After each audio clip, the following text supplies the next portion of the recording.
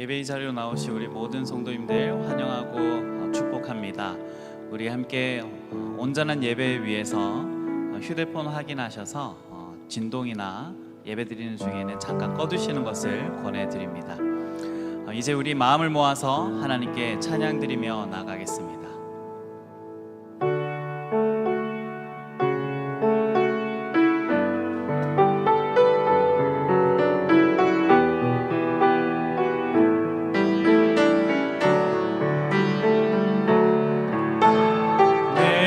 평생 사는 동안 주 찬양하리.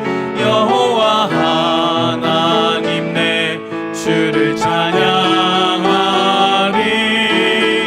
주님의 묵상함이 즐겁도다. 내 영혼 주 안에서 참 기쁘리. 내 영혼아 주님을 성축하라. 내 영혼아 주님을 찬양하라. 내 영혼아 주님을 성축하라. 내 영혼아 주님을 찬양하라. 내 평생 사는 동안 주 찬양하리. 여호와 하나님 내 주를 찬양하리. 주님의 묵상함이 즐겁도다. 내 영혼 주 안에서 참 기쁘리. 내 영혼아 주님을 성축하라. 내 영혼아 주님을 찬양하라. 내 영혼아 주님을 성축하라. 내 영혼아 주님을 찬양하라.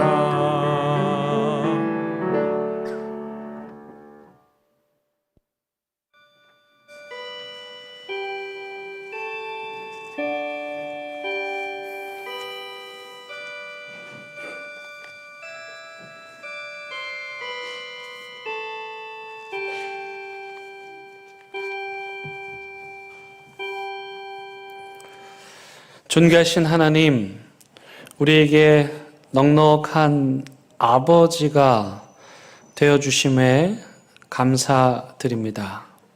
또한 우리에게 어머니의 따뜻한 품이 되어주심도 감사드립니다.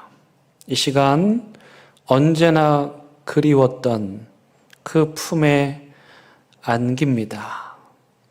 그 품에서 딱딱하게 굳어진 우리 마음, 열심히 사느라 여기저기 긁힌 상처들, 그리고 드러낼 수조차 없는 연약한 모습까지 다 치유해 주시고 회복시켜 주옵소서. 그리하여 아버지 집으로 돌아온 용서받은 탕자의 기쁨과 감격으로 성삼위 하나님을 전심으로 예배하게 하시기를 예수 그리스도의 이름으로 간절히 기원드립니다. 아멘.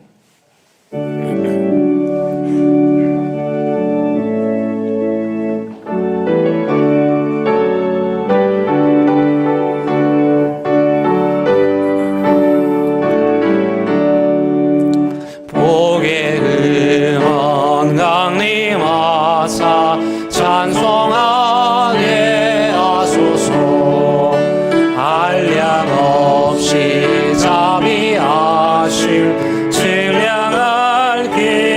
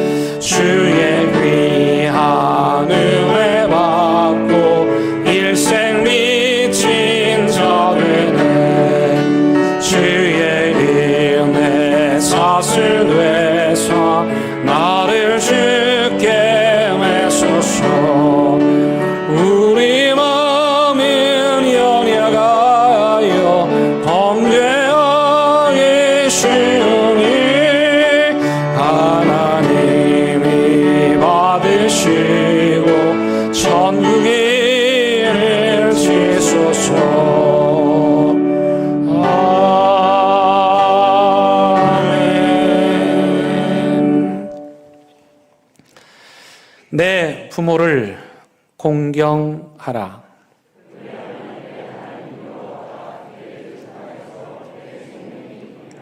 내 아들아, 내 아비의 훈계를 들으며 내 어미의 법을 떠나지 말라.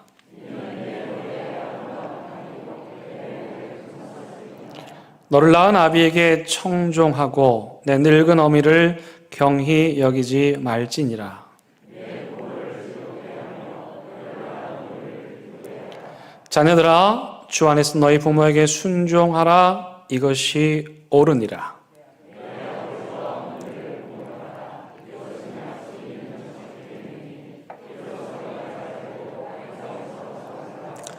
아멘. 나는 전능하신 아버지 하나님, 천지의 창조주를 믿습니다. 나는 그의 유일하신 아들, 우리 주 예수 그리스도를 믿습니다. 그는 성령으로 잉태되어 동정녀 마리아에게서 나시고 본디오 빌라도에게 고난을 받아 십자가에 못 박혀 죽으시고 장사된 지 사흘 만에 죽은 자 가운데서 다시 살아나셨으며 하늘에 오르시어 전능하신 아버지 하나님 우편에 앉아 계시다가 거기로부터 살아있는 자와 죽은 자를 심판하러 오십니다.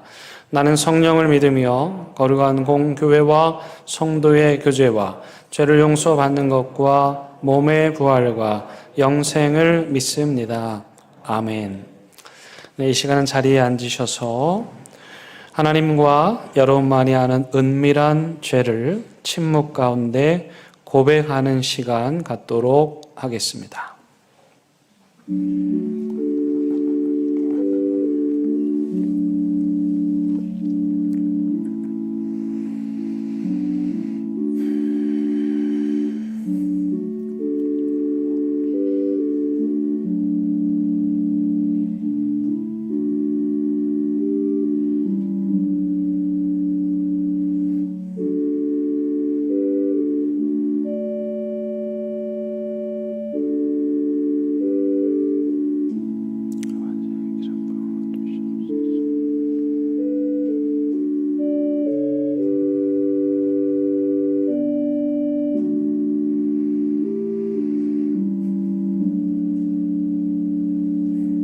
여기 참여하는 자들을 향한 하나님의 용서의 말씀이 있습니다. 예수여, 당신의 나라에 임하실 때에 나를 기억하소서 하니 예수께서 이르시되 내가 진실로 내게 이르노니 오늘 내가 나와 함께 낙원에 있으리라 하시니라. 아멘.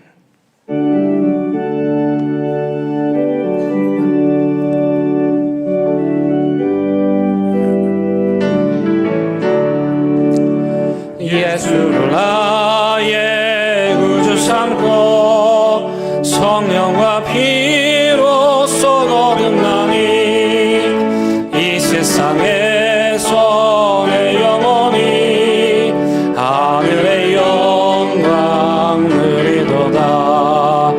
이것이 나의 간증이요 이것이 나의 찬송일세. 나 사는 동안 끊임없이 구주를 찬송하리로다. 온전히 주께 맡긴 내 영 사랑의 음성을 듣는 중에 천사들 왕래하는 것과 하늘의 영광 보리로다.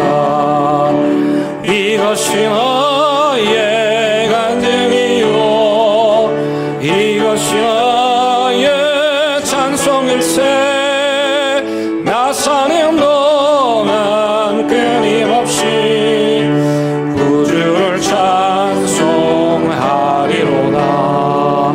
주 안에 기쁨 누림으로 마음의 평강이 잔잔하니 세상과 아닌 난 곳 없고 구속한 주만 보이노라. 이것이 너의 간증이 나의 찬송일세 나사는 동안 끊임없이 구주를 찬송하리로다.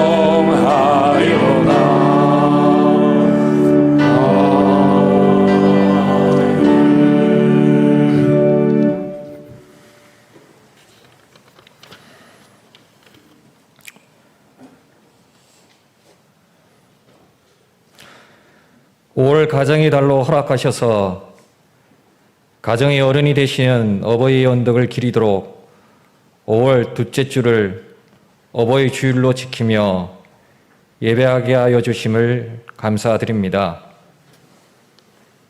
이 시간 하나님의 전에 나와 경배와 찬양으로 예배드리며 기도와 말씀과 찬양으로 하나님께 영광과 존귀와 찬송과 감사를 돌리는 복된 시간 되게 하여 주옵소서.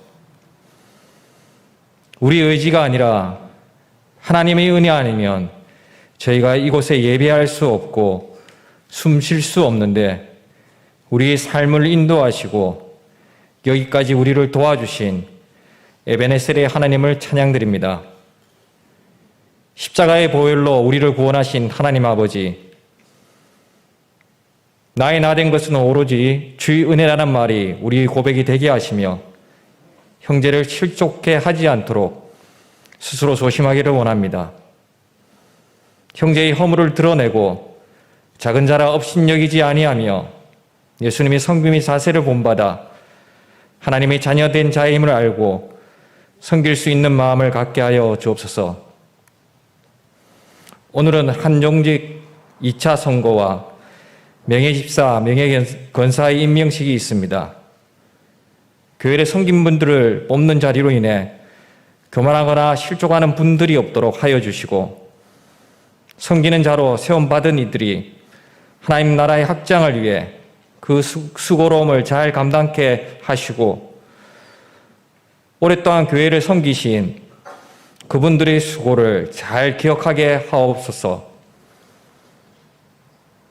5월 10일에는 제20대 대통령 당선인의 정부가 제6공화국 8번째로 정식 출범합니다.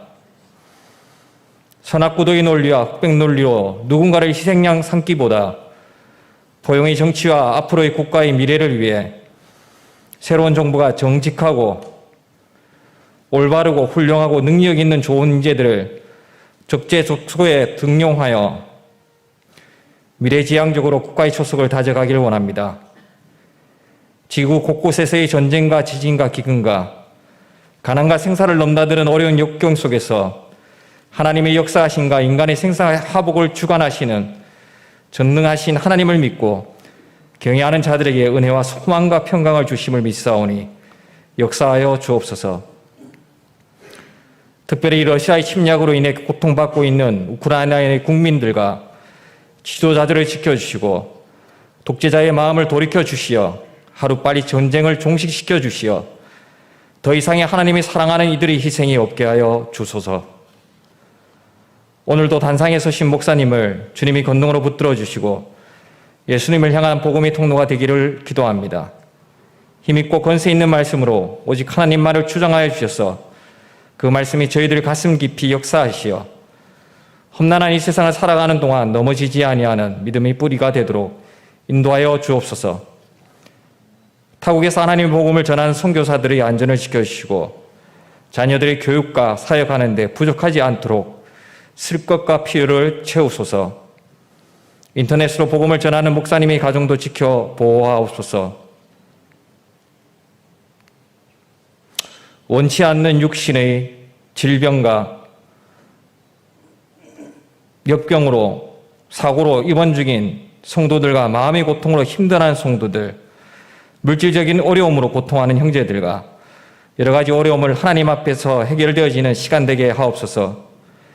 보이지 않는 곳에서 나라를 지키기 위해 수고하는 이들과 봉사의 손길을 기억하시고 예배의 봉사자들에게도 함께 하옵소서. 우리 왕 되신 우리 주 예수 그리스도의 이름으로 기도드립니다. 아멘.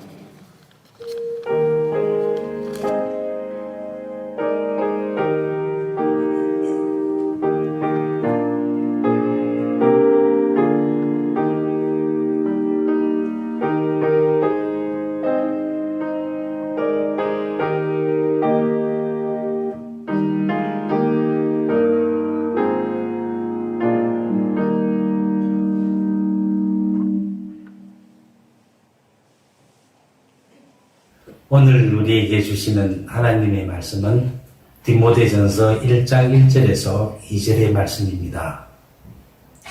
이제 하나님의 말씀을 봉독하겠습니다. 하나님의 말씀을 경청하시기 바랍니다. 우리 구주 하나님과 우리의 소망이신 그리스도 예수의 명령을 따라 그리스도 예수의 사도된 바울은 믿음 안에서 참 아들된 디모데에게 편지하노니 하나님 아버지와 그리스도 예수 우리 주께로부터 은혜와 긍휼과 평강이 내게 있을지어다. 아멘. 이것은 하나님의 말씀입니다. 아멘.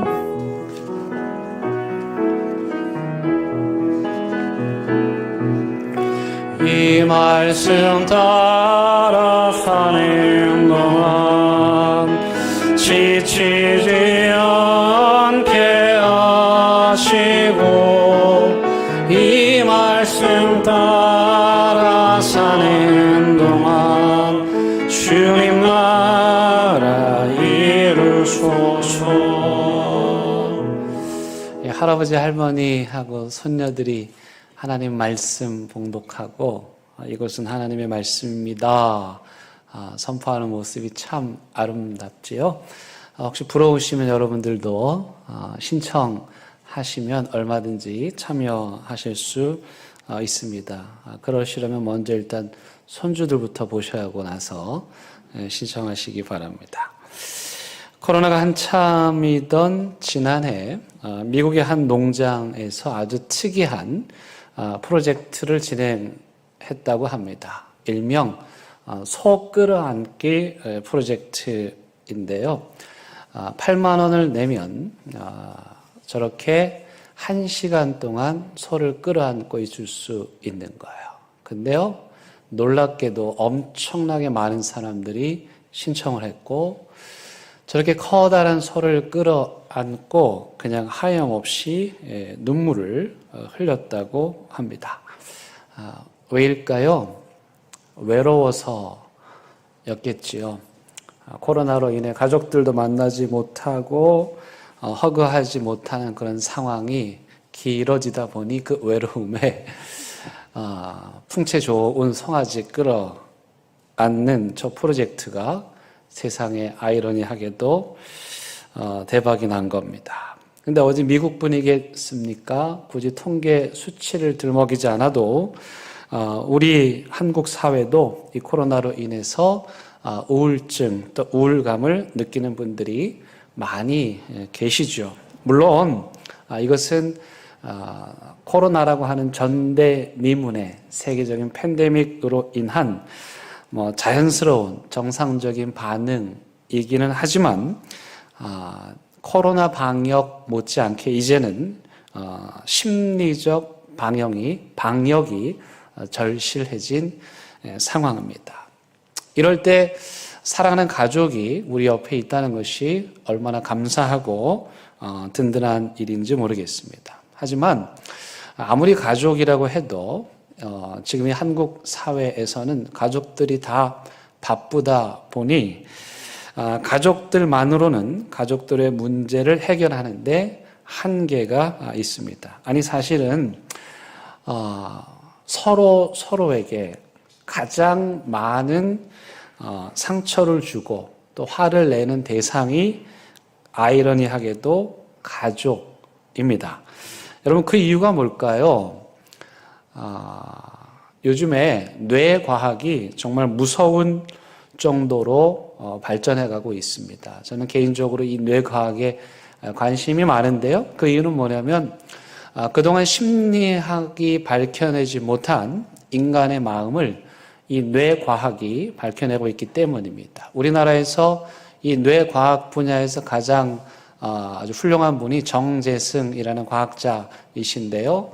최근에 한 TV에 나와서 우리가 가장 가까운 사랑하는 가족들에게 가장 많이 화를 내고 상처를 주는 이유를 뇌과학적으로 설명을 해 주셨습니다. 그분의 설명에 따르면 우리 뇌에는 나 자신을 인지하는 영역이 있고요. 그 다음에 다른 사람들을 인지하는 영역이 따로 있대요. 뭐 예를 들면 나를 인지할 때는 이쪽 내 영역이 반응을 하고 또 다른 사람을 인지할 때는 이제 다른 뇌의 영역이 반응을 한다는 거예요.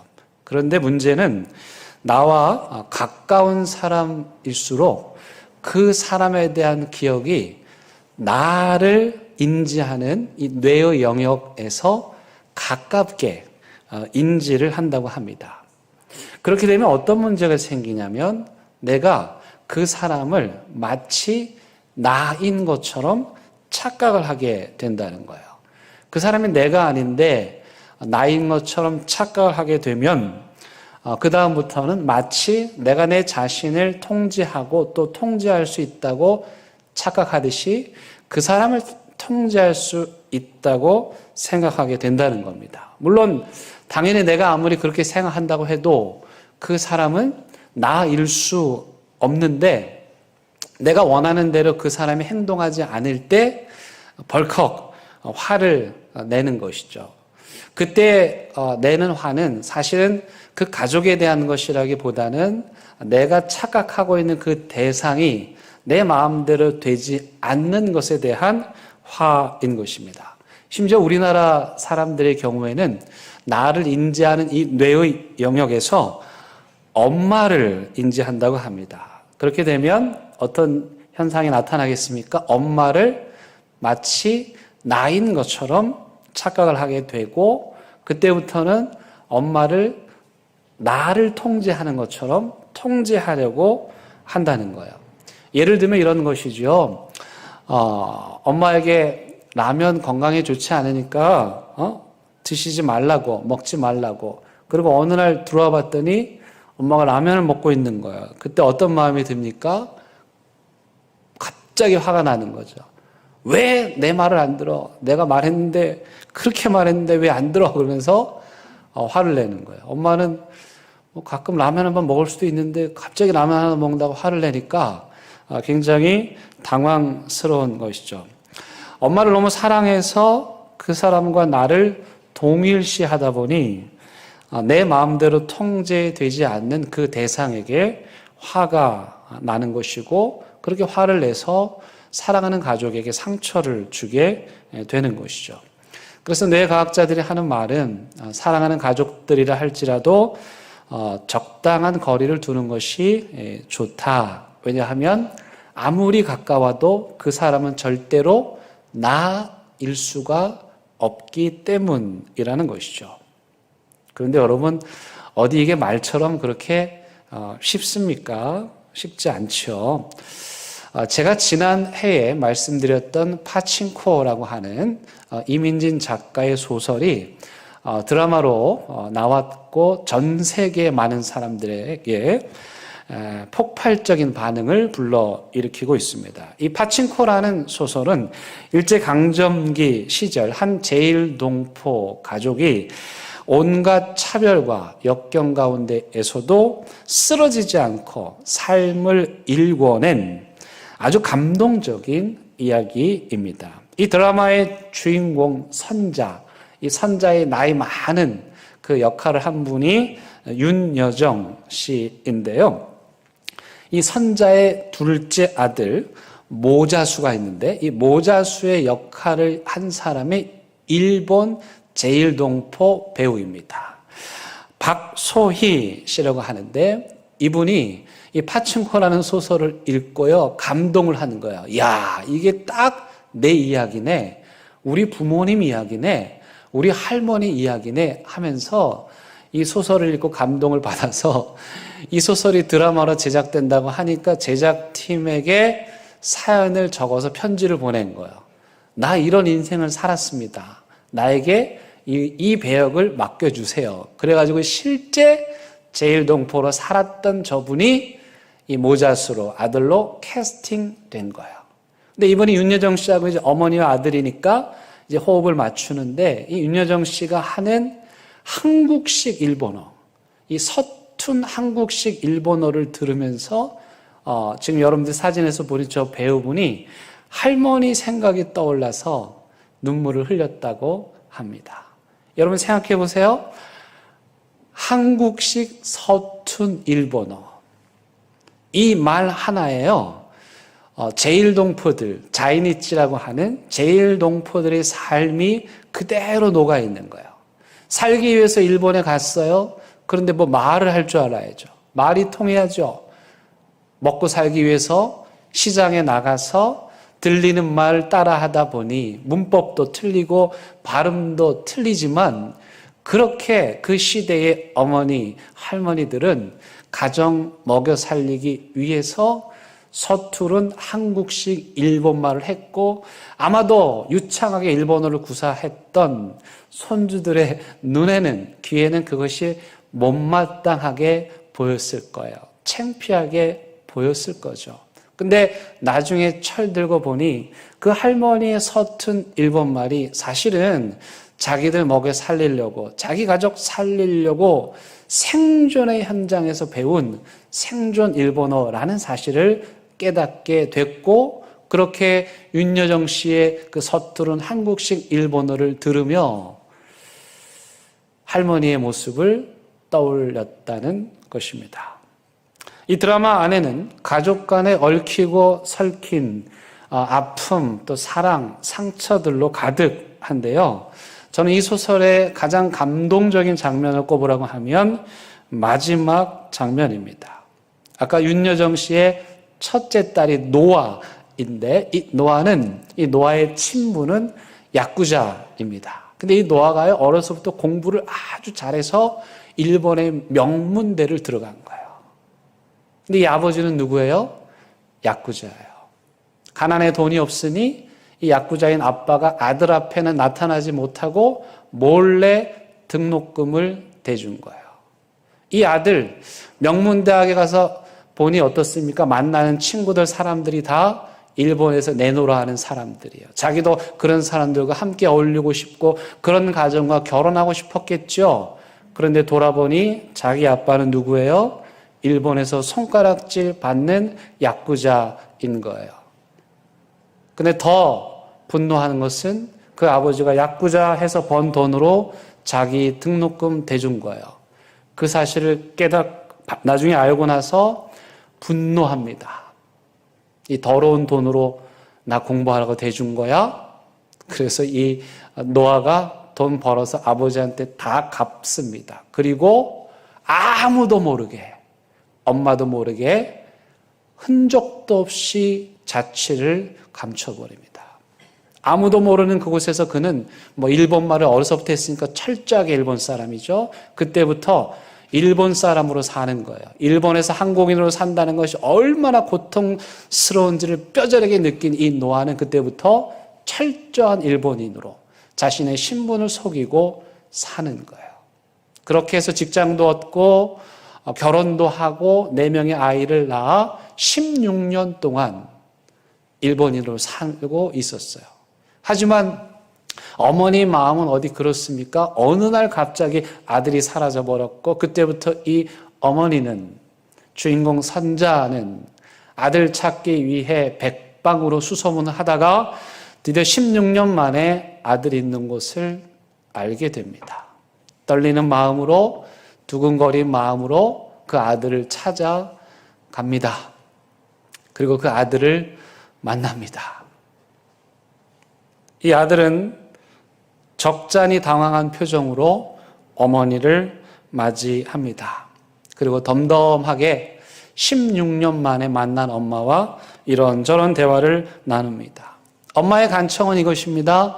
다시 돌아와라. 가족들이 기다리고 있다.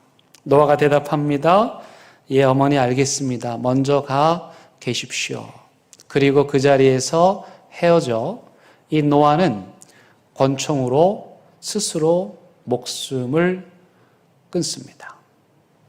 사랑하는 아들, 너무 보고 싶어 찾아간 것 뿐인데 그것이 화근이 되었던 것입니다.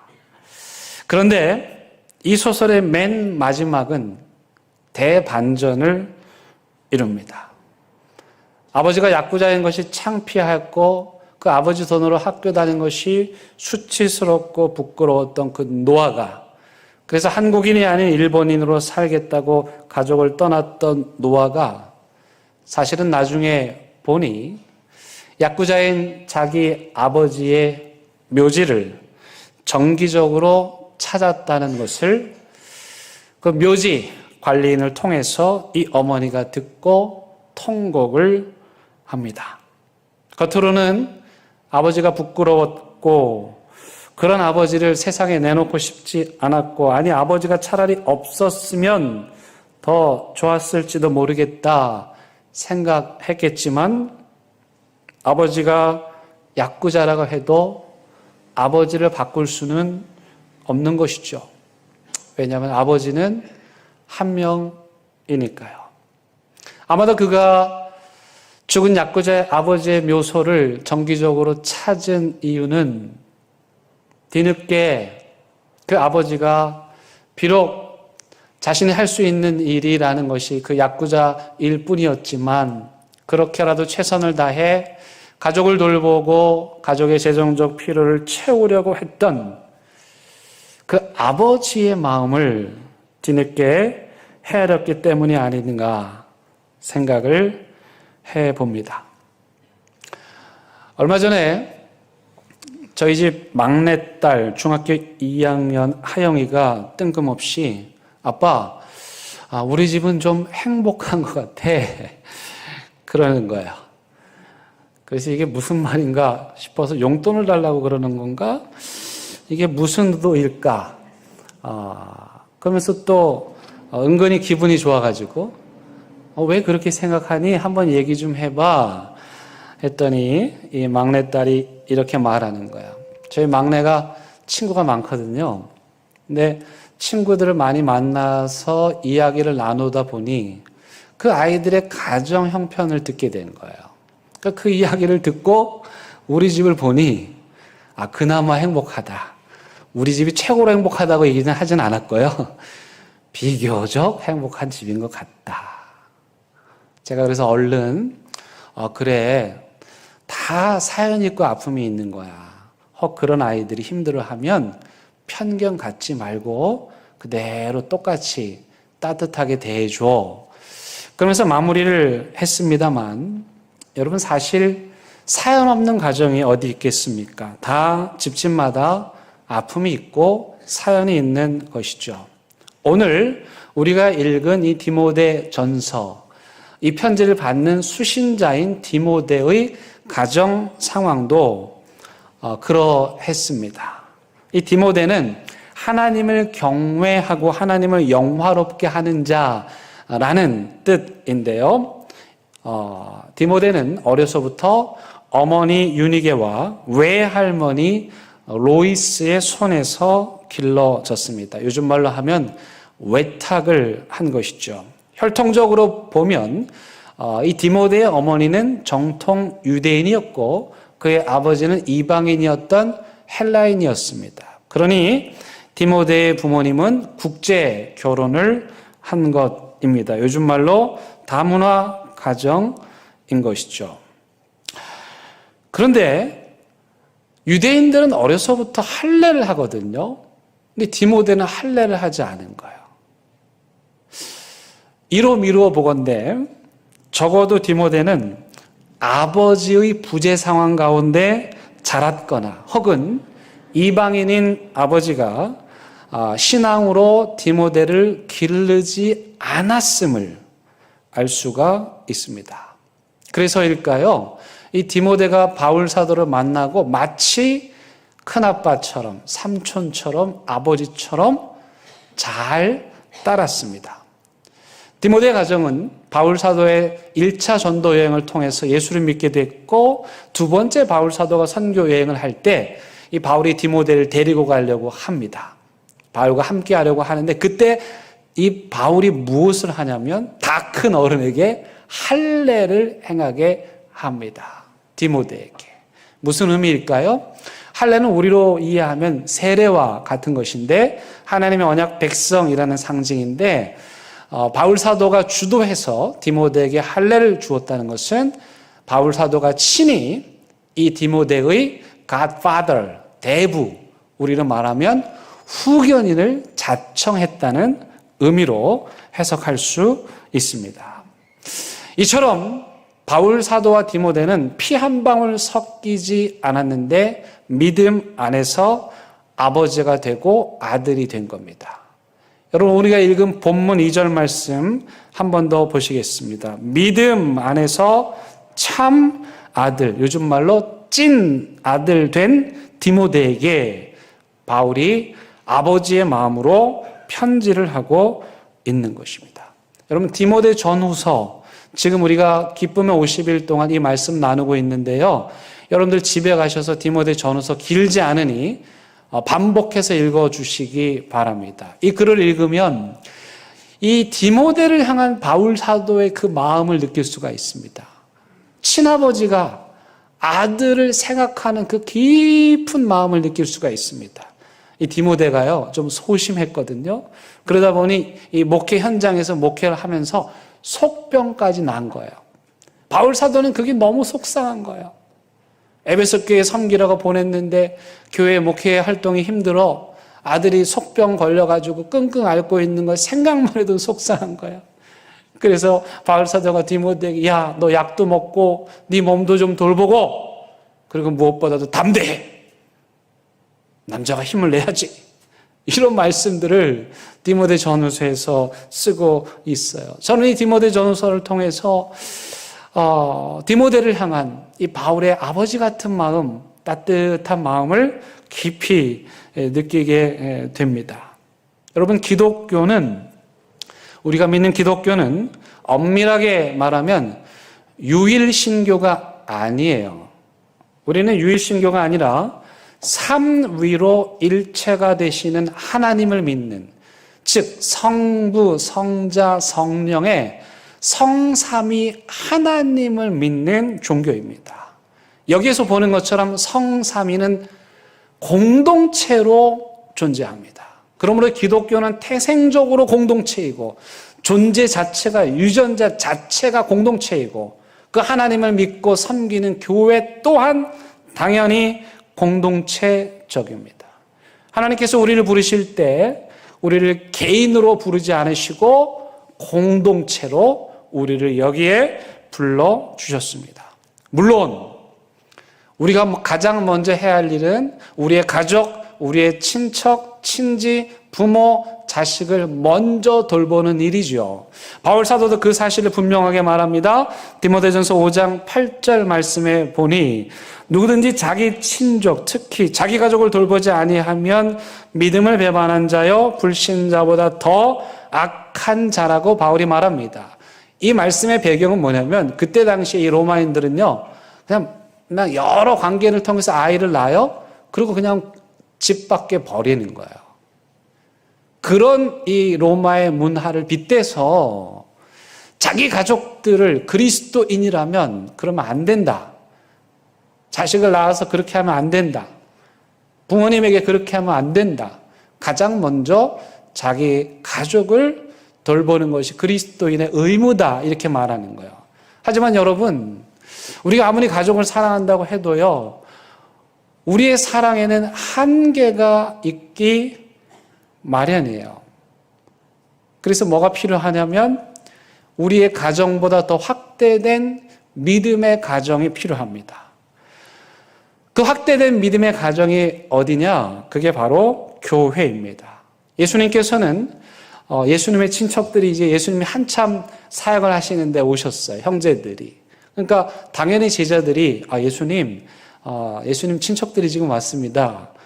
그때 예수님 그래? 그러고 만나면 좋을 텐데 좀 쌀쌀맞으셨어요. 이렇게 말씀하시죠. 누가 내 형제고 누가 자매냐? 그 다음 말씀 중요합니다. 내 뜻대로 하는 자, 그 사람 모두가 다 내 형제이고 내 자매이다. 이렇게 말해요.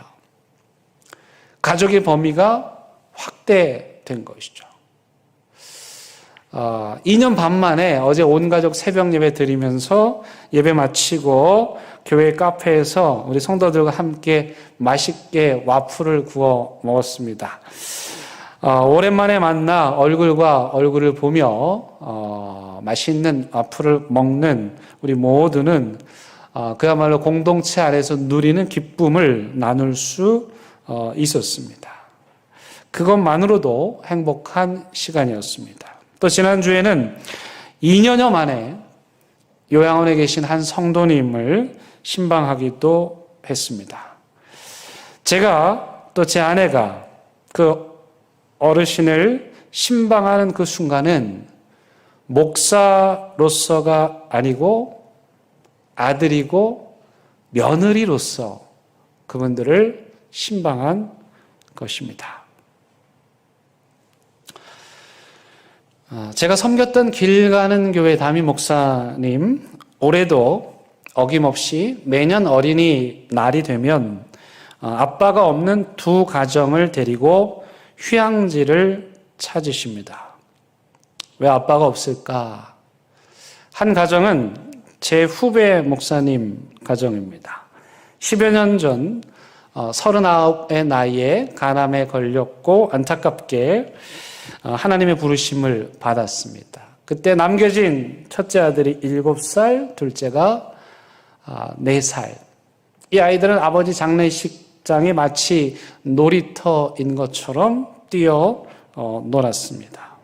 이후 교회는 아버지를 잃은 이 가정을 위해 누군가가 아버지가 되어주고 또 누군가가 할머니, 할아버지가 되어주고 직업을 알아봐주고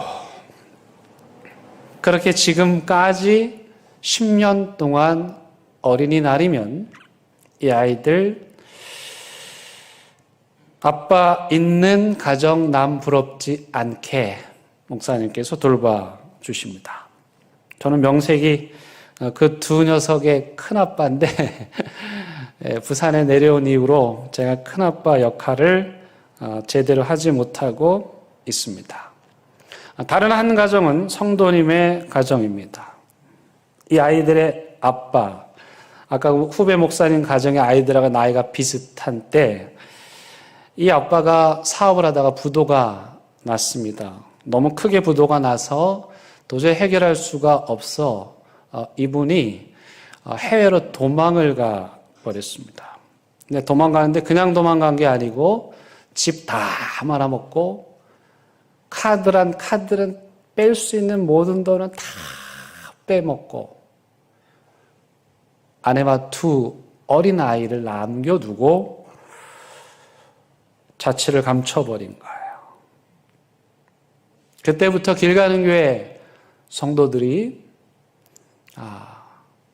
이 가정의 아빠가 되어주고 직장을 알아봐 주고 할아버지 할머니가 되어주고 이모 삼촌이 되어주고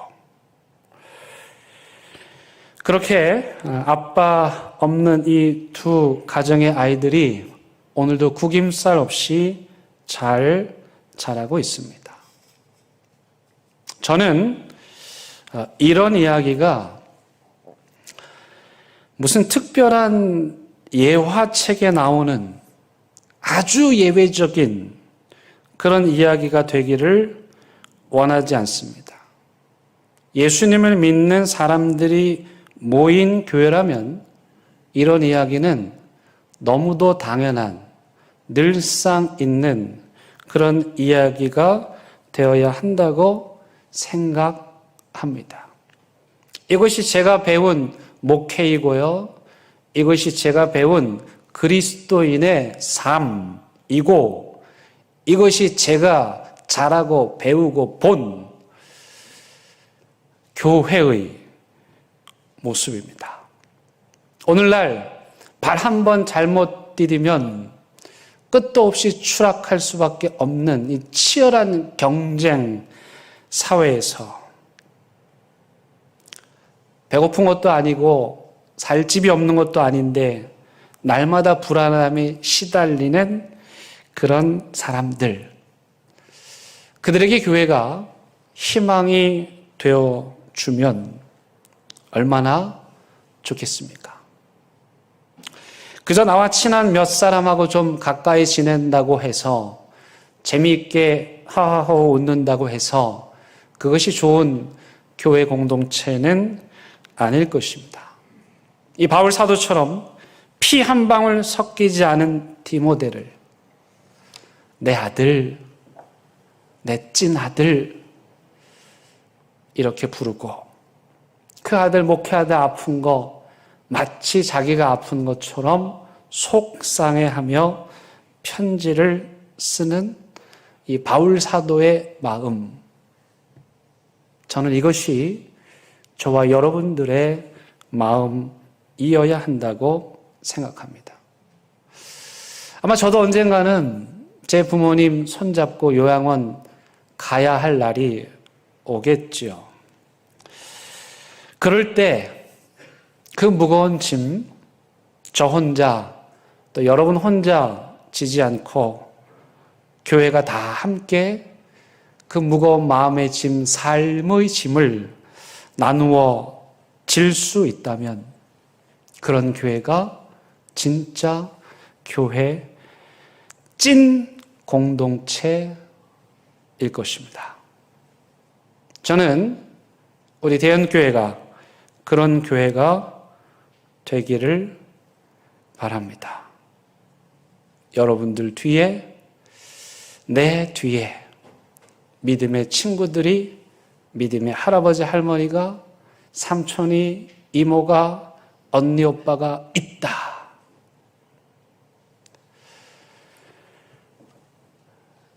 그런 교회, 또 그런 그리스도인들, 그런 교회를 기쁨으로 섬기는 저와 여러분들 될 수 있기를 주님의 이름으로 간절히 부탁을 드리겠습니다. 우리 함께 찬양하시겠습니다.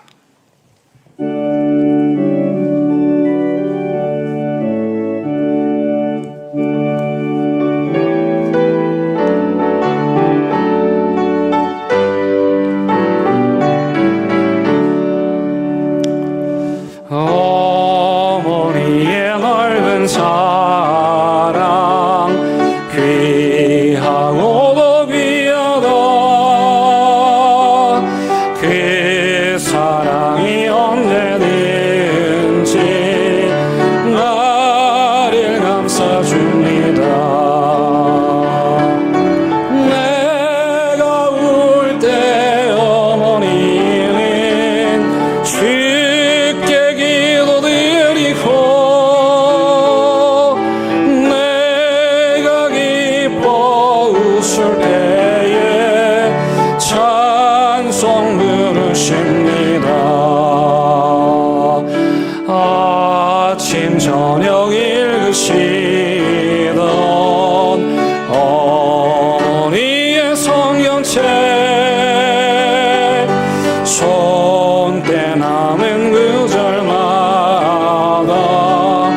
못을 봉긋합니다. 믿는 자는 누구든지 영생함을 얻으리. 들려주신 귀한 말씀 이제 힘이 됩니다. 홀로 누워 괴로울 때 헤매다가 지칠 때 부르시던 찬송 소리 귀에 살아옵니다. 반석에서 샘물나고 황무지 꽃피니 예수님과 동행하면 두려울 것 없어라. 온유하고 겸손하며 올바르고 굳세게 어머니의 뜻받들어 보람있게 싸우리라. 풍파 많은 세상에서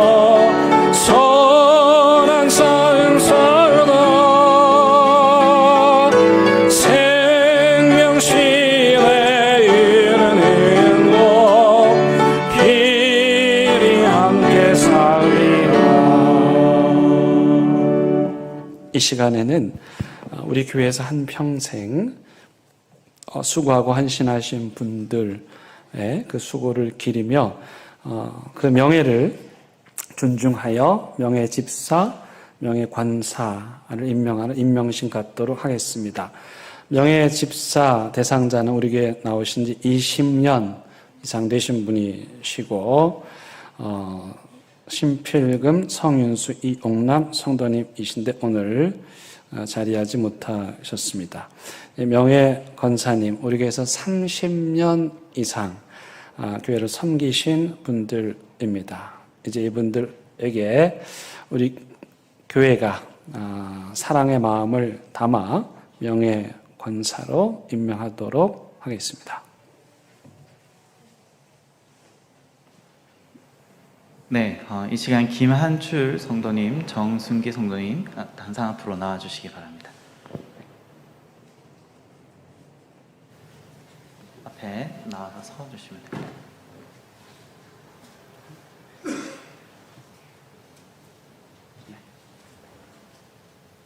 임명장 수여하겠습니다. 2022년 명예권사 임명장 김한출 1948년 1월 23일생 대형교회 출석 32년 출석하셨습니다. 예수 그리스도의 마음으로 주님의 몸된 교회를 신실하게 섬겨오신 그 헌신을 기리며 대형교회 명예권사로 임명합니다. 2022년 5월 8일 대형교회 담임목사 전승만. 정순기 성도님도 계속해서 임명하겠습니다. 2022년 명예권사 임명장 정순기 1951년 6월 28일생 대형교회 출석 37년 출석하셨습니다. 이하 내용은 같습니다. 우리 목사님께서 임명장 전달하실 때 우리 성도님들 큰 박수로 축하해 주시기 바랍니다.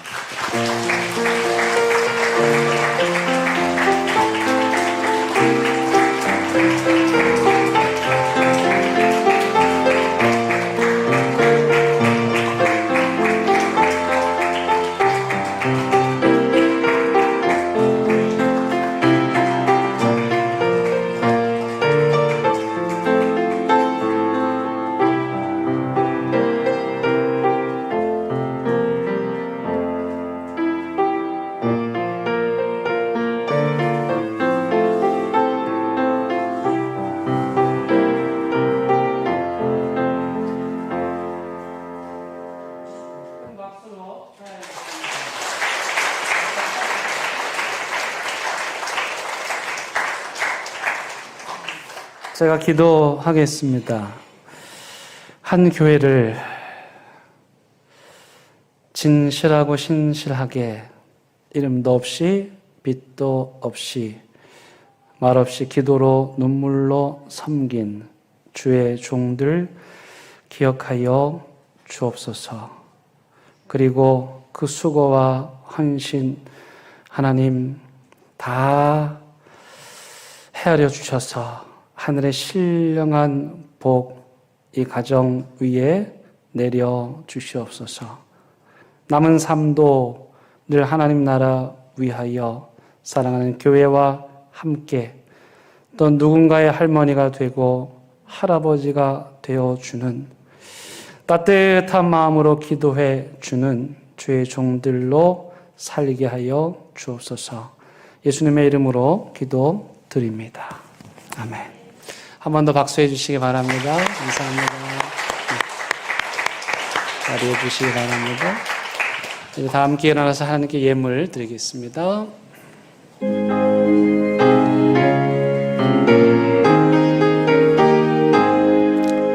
진리와 생명 되신 주 이 몸을 바치옵니다. 믿음과 소망 사랑에 한 마음 되게 하소서. 아멘. 하나님 이 시간 하나님 앞에 귀한 예물 올려드립니다. 주께서 드린 손길 그 마음 기억하셔서 하늘문을 여시고 축복하여 주옵소서. 하나님, 이 예물 우리가 어디에 어떻게 사용하면 되겠습니까? 아들, 손주 없는 할아버지, 할머니 위해, 엄마, 아빠 없는 아이들 위해 그렇게 따뜻한 예물로 사용될 수 있게 축복하여 주옵소서. 우리의 삶의 현장으로 나아갑니다. 우리 주변에 가족을 잃어버리고 아픔 속에 있는 자들, 그 옆에 조용히 다가가서 손 잡아주고 그들의 가족이 되어주는 진짜 예수 그리스도 잘 믿는 믿음의 삶 살게 하옵소서. 예수님의 이름으로 기도드립니다. 아멘. 여러분 잘 지내셨죠? 우리 옆에 있는 분들과 인사 나누시겠습니다. 반갑습니다. 예, 잘 오셨습니다. 예, 환영합니다. 오랜만에 뵙는 분들 너무너무 반갑습니다. 지난주에 우리 허중회 성도님께서 하나님의 부르심을 받으셨는데 저희 교육자들이 장례 잘 마치고 왔습니다. 오늘 그 따님 가정 방문해 주셨습니다. 감사드리고 예배 마치면 한 번 더 위로해 주시기를 바랍니다. 예, 교회 소식 계속해서 나누겠습니다. 오늘 어버이 주일입니다. 우리 옆에 보면 이렇게 예쁜 꽃 우리 선주들이 오늘 달아드렸는데 꽃 따신 분들이 우리에게 70세 이상 되신 어르신들입니다. 건강하게 우리 곁에 계셔 주셔서 감사합니다. 앞으로도 건강하십시오. 여러분들의 기도와 눈물이 여전히 우리에게 필요합니다. 그 마음 담아 우리 큰 박수로 우리 어르신들 감사합니다. 환영하도록 하겠습니다. 예, 작은 선물 마련했습니다. 우리 구역장 권찰분들은 사무실에서 받아서 선물 전달해 주시기를 바랍니다. 우리 어르신들 모시고 이번 화요일 날 울산 태화강으로 나들이 갑니다. 많은 분들이 신청하셨는데 혹 아직 못하신 분들도 계속 신청하실 수 있습니다. 여러분들이 모아주신 후원금으로 강원도 산불 피해 받은 가정 도와드리라고 후원하였습니다. 감사를 드립니다. 5월 한 달은 우리 가정 예배를 우리 대형교회가 함께 드리는 달입니다. 여기 여러분들에게 예쁘게 내용도 알차게 만들어 드렸습니다. 교회 뒤에 준비되어 있으니 가지고 가셔서 손주들 앉혀놓고 자녀들 앉혀놓고 함께 예배 꼭 드리시기 바랍니다. 우리 찬양대 모집하고 있습니다. 그동안 찬양 너무너무 하고 싶으셨죠? 여러분 중창단 또 찬양단 여러분들 자원해 주시기를 바랍니다. 오늘 예배 후에 2차 공동의회가 있습니다. 안건은 지난주와 마찬가지로 항존직 선거입니다. 가지 마시고 많이 참여해 주시면 감사하겠습니다. 우리 교회 카페 목걸이 샬롬이 2년 반 만에 다시 오픈을 했습니다. 당분간은 주일만 열 계획이고요. 오늘 이 오픈 기념으로 제가 여러분들께 쏘겠습니다. 그래서 라떼 또 아메리카노 에스프레소 있으니까 가셔서 마음껏 드시고 교제 나누시기 바랍니다. 우리 양혜경 권사님 성경 일독 하셨습니다. 감사드립니다. 우리 큰 박수로 축복해 주시기 바랍니다. 우리 김경희 성도님 또 이은자 권사님 두 분 다 허리가 아파서 입원 중이십니다. 위하여 기도해 주시기를 바랍니다. 이제 다 함께 일어나셔서 결단의 찬양 부르시겠습니다.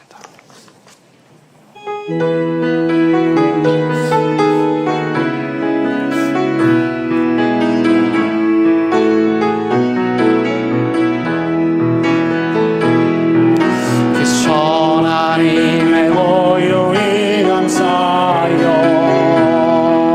그 놀라운 평화를 누리며 나길 그들과 함께 걸어가네 나길